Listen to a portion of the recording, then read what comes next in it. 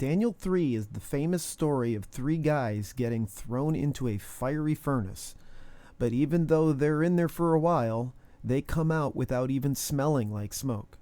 This is a major miracle being described here, and it's directly linked to Jesus Christ. Nebuchadnezzar the king made an image of gold, whose height was 60 cubits, and the breadth thereof 6 cubits. He set it up in the plain of Dura, in the province of Babylon. Remember that dream Nebuchadnezzar had in the last chapter? The one of a big statue that he was the head of. Well, he decided to build a 90-foot tall version of what he saw in the dream as a dedication to himself. Not to the God who gave him the dream, not to the God who spoke through Daniel to tell him the dream and what it meant. He saw a miracle of miracles, but still went back to his evil ways. Such is life without the Holy Spirit. He built this thing to himself and made the entire thing out of gold instead of the 4 metals and clay like in the dream. I guess he decided if all 4 parts were of gold, maybe he'd never die. Well, by that I mean at least his genealogy would stay in power. Then Nebuchadnezzar the king sent to gather together the princes, the governors, and the captains, the judges, the treasurers, the counselors, the sheriffs, and all the rulers of the provinces, to come to the dedication of the image which Nebuchadnezzar the king had set up. Then the princes, the governors, and captains, the judges, the treasurers, the counselors, the sheriffs, and all the rulers of the provinces, were gathered together unto the dedication of the image that Nebuchadnezzar the king had set up. And they stood before the image that Nebuchadnezzar had set up.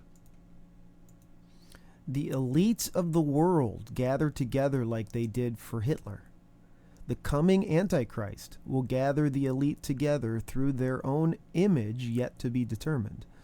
This statue is an image of the beast kingdom. When the beast can somehow speak, Revelation 13 will be fulfilled. Then an herald cried aloud, To you it is commanded, O people, nations, and languages, that at what time ye hear the sound of the cornet, flute, harp, sackbut, psaltery, dulcimer, and all kinds of music, ye fall down and worship the golden image that Nebuchadnezzar the king hath set up. And whoso falleth not down and worshippeth, shall the same hour be cast into the midst of a burning fiery furnace. Therefore at that time, when all the people heard the sound of the cornet, flute, harp, sackbut, psaltery, and all kinds of music, all the people, the nations, and the languages, fell down and worshipped the golden image that Nebuchadnezzar the king had set up. This is a direct parallel to the decision every Christian will make when the mark of the beast arrives. Will we bow down to it? Don't do it, no matter what. Nebuchadnezzar decrees that everybody has to bow down to this statue. If they don't, they die. Simple as that. They get thrown in a furnace, a lake of fire. See the parallel? Wherefore at that time certain Chaldeans came near and accused the Jews. I want to point out how the word Jews here is clearly referring to the believing remnant of Israel in Shadrach, Meshach, and Abednego. They are also being contrasted with the Chaldeans as the unbelievers. They aren't being targeted because of their bloodline. They're being accused because of their beliefs. This is the kind of spiritual Jew that every Bible-believing Christian is, in God's eyes. The church always has been the Israel of God since at least Exodus 12. They spake and said to the king Nebuchadnezzar, O king, live forever. Thou, O king, hast made a decree that every man that shall hear the sound of the cornet, flute, harp, sackbut, psaltery, and dulcimer, and all kinds of music, shall fall down and worship the golden image. And whoso falleth not down and worshippeth, that he should be cast into the midst of a burning fiery furnace. There are certain Jews whom thou hast set over the affairs of the province of Babylon, Shadrach, Meshach, and Abednego. These men, O king, have not regarded thee. They serve not thy gods, nor worship the golden image which thou hast set up. So Shadrach, Meshach, and Abednego remain faithful to God in refusing to perform this little ritual. It seems there was a period of time when everyone else was bowing down to this thing on a daily basis or whatever, and Shadrach, Meshach, and Abednego were the only ones not doing it. Maybe they weren't accused the very first time. It probably was after a continued refusal to bow down that the Chaldeans eventually went after them. And I find it interesting that it says certain Jews and not just Jews.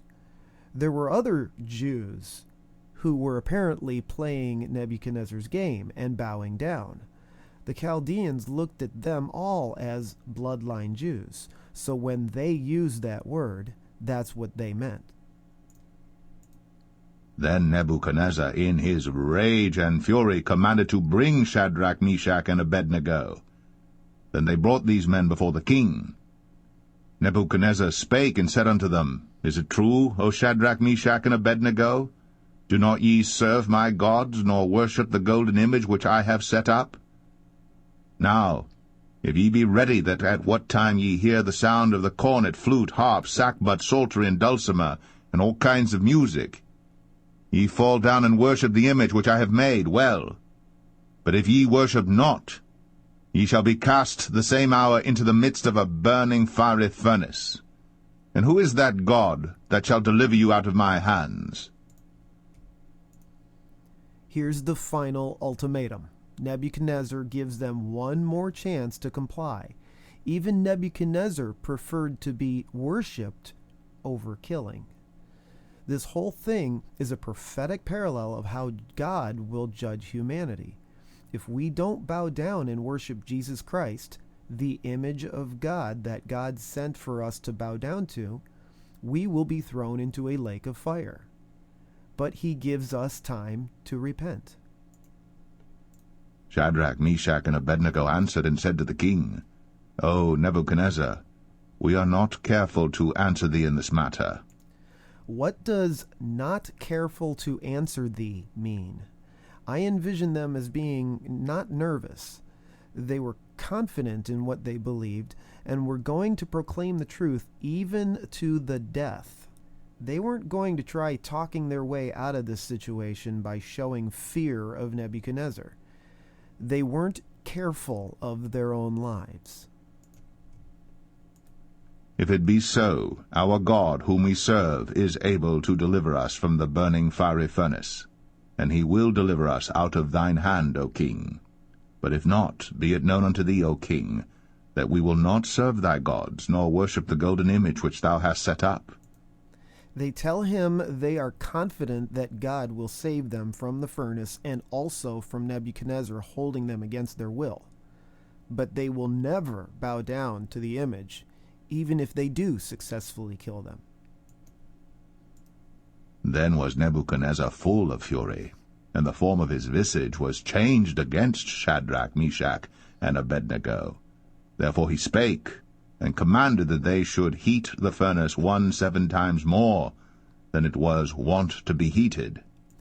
Nothing seems to enrage the devil more than a faithful saint. It takes some serious demon power to get this angry. This guy was spitting mad. I personally don't understand the rationale of making the furnace hotter, but I see a parallel in the way Elijah had poured water over his offering to the Lord just to make it harder to burn. Even 7 times hotter, the furnace couldn't kill whom the Lord was protecting. And he commanded the most mighty men that were in his army to bind Shadrach, Meshach, and Abednego, and to cast them into the burning fiery furnace. Then these men were bound in their coats, their hosen, and their hats, and their other garments, and were cast into the midst of the burning fiery furnace. Fully clothed and highly flammable, they tie up their hands and feet and throw them into the furnace. They can't walk or use their hands. Therefore, because the king's commandment was urgent, and the furnace exceeding hot. The flame of the fire slew those men that took up Shadrach, Meshach, and Abednego.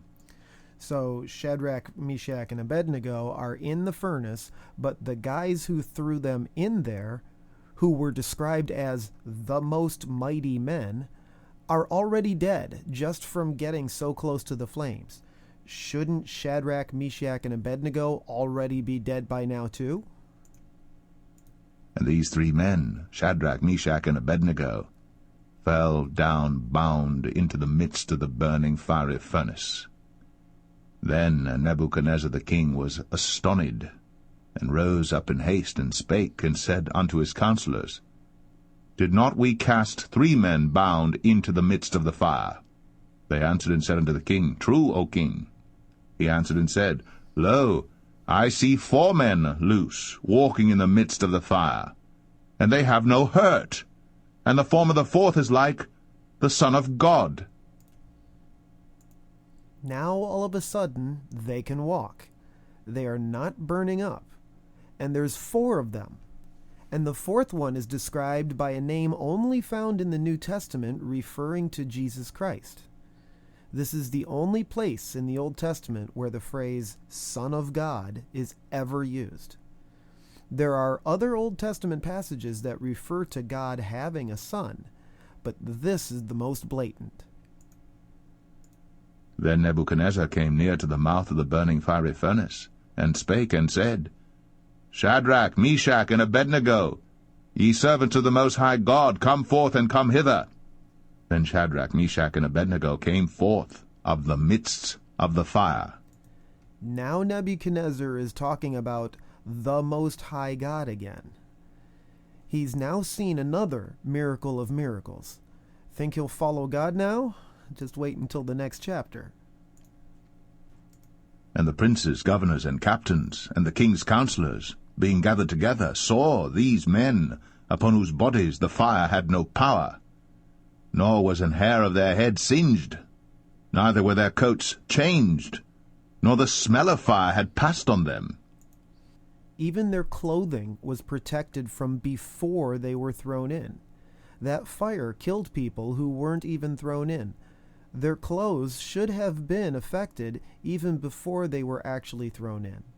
Jesus protected them the entire time, not just in the furnace. Then Nebuchadnezzar spake and said, Blessed be the God of Shadrach, Meshach, and Abednego, who hath sent his angel, and delivered his servants that trusted in him, and have changed the king's word, and yielded their bodies, that they might not serve nor worship any god except their own God. Nebuchadnezzar becomes a fan of God again, but he doesn't get the big picture yet. He's seeing how God is above other gods, but he's still got issues with obedience and pride. Therefore I make a decree, that every people, nation, and language which speak anything amiss against the God of Shadrach, Meshach, and Abednego shall be cut in pieces, and their houses shall be made a dunghill, because there is no other God that can deliver after this sort. Then the king promoted Shadrach, Meshach, and Abednego in the province of Babylon. Well, wasn't that nice of Nebuchadnezzar to reward Shadrach, Meshach, and Abednego with promotions after his failed attempt to murder them? What a swell guy. He's so impressed with their God that he'll kill anyone that says anything bad about God. That's right, you're not allowed to speak anything amiss against their God, a God that he still doesn't consider to be his own God.